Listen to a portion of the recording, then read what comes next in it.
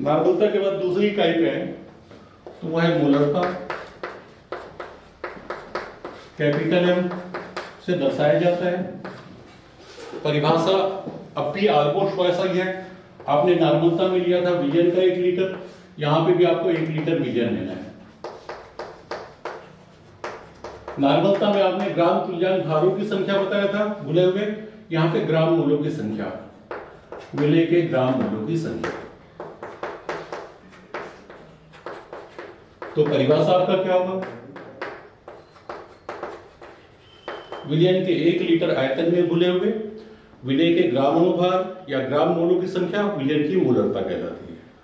मतलब 1 लीटर में यदि आपका 5 ग्राम मोल घुला है मोलरता 5 हो जाएगी। 1 लीटर में 2 ग्राम मोल घुला है मोलरता 2 हो जाएगी। 1 लीटर में 1 ग्राम मोल घुला है मोलरता 1 हो जाएगी। सूत्र के रूप में दर्शाएं तो इसका भी फार्मूला वैसा ही बनता है जैसे नॉर्मलता का है। विलय के ग्राम मोलों की संख्या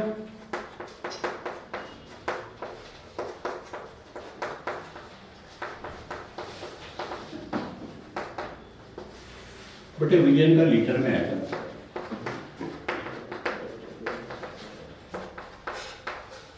आपने ग्राम तुल्यांक निकालने के लिए दिए गए भार में तुल्यांकी भार को भाग दिया था। आपको ग्राम मोल निकालने के लिए दिए गए भार में अणुभार को भाग देना है। तो कुल मिला के फार्मूला सिंप्लीफाई इस ढंग से होगा, विलय का भार बटे विलय का अणुभार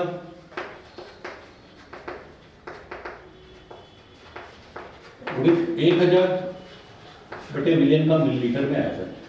या इसे हम दिए गए भार को डब्ल्यू से दर्शाते हैं, अणुभार को एल से दर्शाते हैं, गुणित 1000 बटे विलियन का मिलीलीटर में आएगा। इसकी इकाई भी जैसे आपने नॉर्मलता में निकाला था ग्राम तुल्यांक प्रति लीटर, यहाँ इकाई हो जाएगी ग्राम मोल प्रति लीटर। मतलब यूनिट को आप ग्राम मोल लीटर इनवर्स लिख सकते हैं या कुछ बुकों में मोल पर लीटर लिखा दिखता है। यहाँ पे भी न्यूमेरिकल ऑलमोस्ट अणुभार है तो आपको उतना ज्यादा दिक्कत नहीं है। सूत्र यदि दिया रहे तो अणुभार निकाला जा सकता है।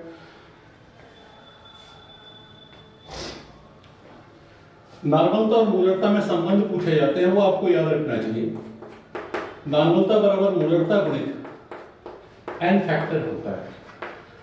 यदि आपको मोलरता दिया है और नॉर्मलता पूछा जाए तो आपको निकालने आना चाहिए। एन फैक्टर के बारे में बता चुके हैं। अम्लों में वो क्षारकता के बराबर है, क्षारों में अम्लीयता के बराबर है और लवण में जितने भी धनावेश या ऋणावेश का कुल मान है उसके बराबर है। जैसे एक प्रश्न बहुतायत में लिखता है 1 मोलर H3PO4 की नॉर्मलता क्या होगी? तो फास्फोरिक एसिड से आप परिचित हैं, H3PO4 ट्राइवेसिक एसिड है। H3PO4 को यदि आप आयरन कराते हैं 3H प्लस PO4 माइनस 3 लेते हैं तो कुल मिला के क्षारकता आपको कितनी मिलेगी? 3। तो नॉर्मलता यदि आपको निकालना है, मोलरता दिया है 1, क्षारकता मिल गया 3, आपको 1 मोलर H3PO4 की नॉर्मलता कितनी मिलेगी? 3 के बराबर मिलेगी। तो इसी प्रकार से सिंपल न्यूमेरिकल आते हैं, आप आसानी से बना सकते हैं। इस प्रश्न को बनाने में बहुत ज्यादा लोग कंफ्यूज होते हैं।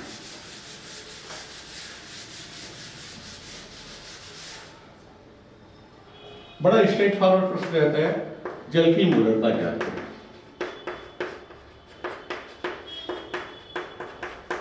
कुछ भी नहीं दिया है। यदि कुछ भी ना दिया रहे तो परिभाषा में जो आप मानक लेते हैं उसी का उपयोग करना है।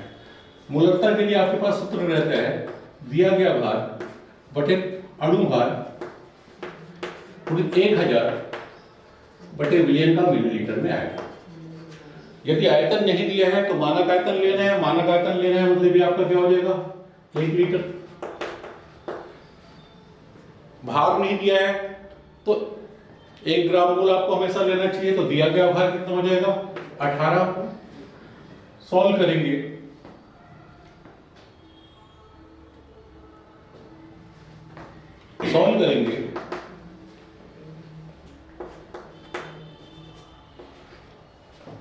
तो जल का दिया गया भार है 18,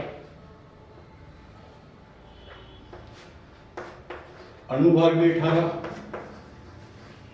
सॉरी मैं कहीं मिस कर रहा हूं, 1000/18 आना चाहिए। दिया गया भार आपको इसलिए लेना है सर,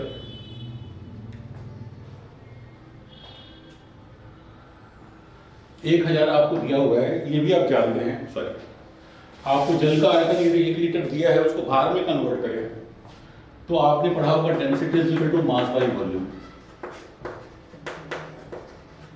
जल का आयतन लिया गया है 1 लीटर, घनत्व 1 ग्राम प्रति मिलीलीटर होता है। मास आपको निकालना है, वॉल्यूम 1000 है, तो जल का भार भी आपको क्या मिलेगा, 1000 मिलेगा।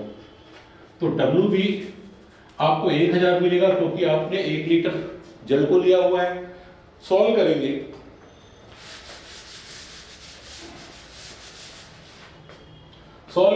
तो मूलतः आपको मिलेगा W भी का मान 1000 है, अणुभार 18 है, विद्युत 1000, आपने विलयन का 1 लीटर लिया हुआ है, ये कैंसिल हो जाएगा।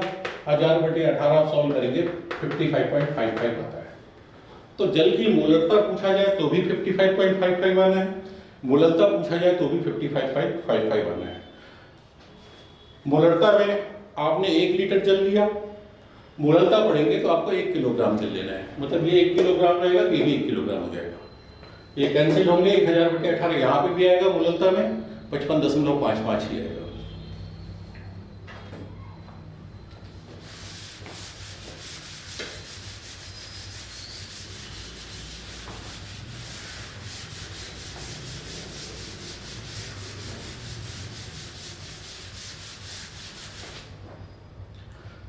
कभी कभार ऐसे प्रश्न भी आते हैं, 1.42 ग्राम Na2SO4 100 मिलीलीटर विलयन में हो,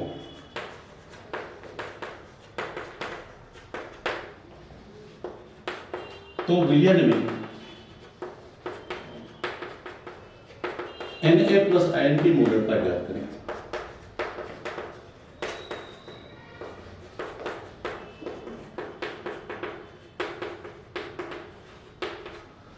कभी भी इस प्रकार के प्रश्न आए तो आपको विलयन की मोलरता पहले निकालना है, मोलरता निकालने के बाद आयनिंग करा देना है। जैसे Na2SO4 तीसरी बार दे रहे हैं, इसका अणुभार 142 होता है, ये बता चुके हैं। मोलरता निकालेंगे तो दिया गया भार बटे अणुभार गुणित 1000 बटे विलयन का मिलीलीटर में आयतन है। दिया गया भार है आपके पास 1.42 ग्राम, अणुभार है 142, 1000 विलयन का मिलीलीटर में आयतन दिया है 100। आप सॉल्व करेंगे 0.1 हो जाएगा। तो 0.1 जो है वो Na2SO4 विलयन की मोलरता है। यदि Na2SO4 विलयन का आप आयरन कराते हैं, इसकी मोलरता आपने 0.1 m निकाला, आयरन कराएंगे 2Na प्लस आयन देगा, SO4 माइनस 2 आयन देगा। तो यहाँ पे Na प्लस की मोलरता 2Na प्लस बनने के कारण 2 से आप गुणा कर देंगे, इसकी मोलरता हो जाएगी 0.2 m, जबकि इसकी मोलरता रहेगी 0.1 m। तो कभी कभी प्रश्नों को थोड़ा घुमा देने के हिसाब से आयनों की भी मोलरता पूछ लिया जाता है।